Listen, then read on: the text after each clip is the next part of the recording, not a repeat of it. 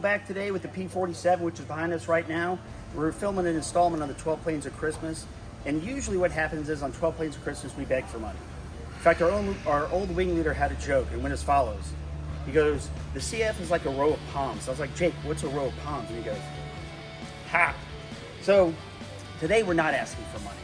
Today we want to show y'all what you allowed us to accomplish. Brakes, right? We talked about brakes in the last video. Here's a brake for our Mustang. You can see it, stators, rotors, and they all compress, and that's what stops the airplane. Gives you an idea of how dainty the little Mustang is, compared to dramatic effect. One P-47 brake. Look at that thing. Look at the little Mustang brake compared to the P-47 brake. Here, I'll stand the Mustang brake up for you real quickly, and then I'll try to stand the P-47 brake up. Look at the difference. They are enormous, huge. So during 12 Planes of Christmas, y'all donated for very particular reasons. And we at the CAF want to be good stewards of your donations. So here are the brakes. Here is what y'all donated for. We went out and bought not one set, but 2 sets of brakes. This airplane is going to have this set worked on. It's ready to go, and we have a backup set too. So thanks to y'all, here they are. All right, we have another surprise for you. I know we talked about the brakes and a little Mustang brake and the gigantic P-47 brake, but look what we were able to get. We were able to hunt down an original in-model P-47 quadrant. These are extremely rare and extremely hard to find, and thanks to your generosity. So as you can imagine, put the P-47 together is a tremendous deal. It's approximately 20,000 pounds of airplane, and each and every single piece has to be examined, looked at, repaired as necessary. Dennis here is one of our volunteers who's a sheet metal guru from Delta, and he's been working on this airplane now for how long, Dennis? On this airplane? Mm-hmm. Since we've had it delivered in August. So it's great to see when an airplane like this comes in, everybody gets excited about it and wants to start playing with it. But today we're going to talk about why we're having to replace part of the airplane, and particularly different types of corrosion on the airplane we've been finding. So Dennis, if you look right here, there's what's called intergranular corrosion. And I had no idea what this stuff was. So will you walk us through what intergranular corrosion is?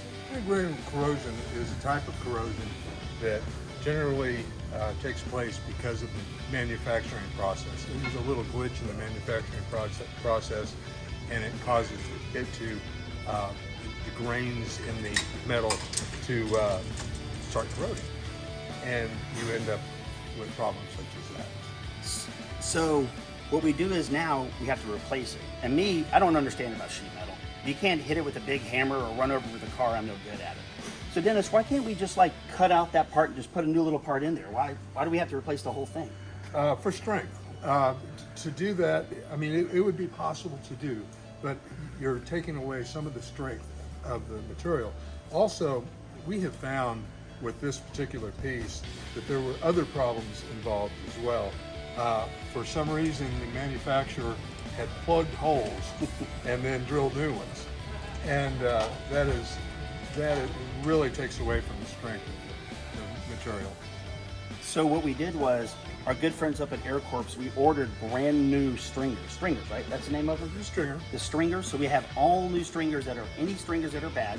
We're replacing 100% of the stringers that are bad to bring the airplane back up to light new condition. So the stringers that we're replacing are in the right wing of our aircraft. This is the location of them, and once again, they were corroded and damaged and needed to be replaced. Right now I'm transferring the holes from one of the original damaged stringers, and I have to do that onto a strip of aluminum so that I can transfer it then onto the new piece.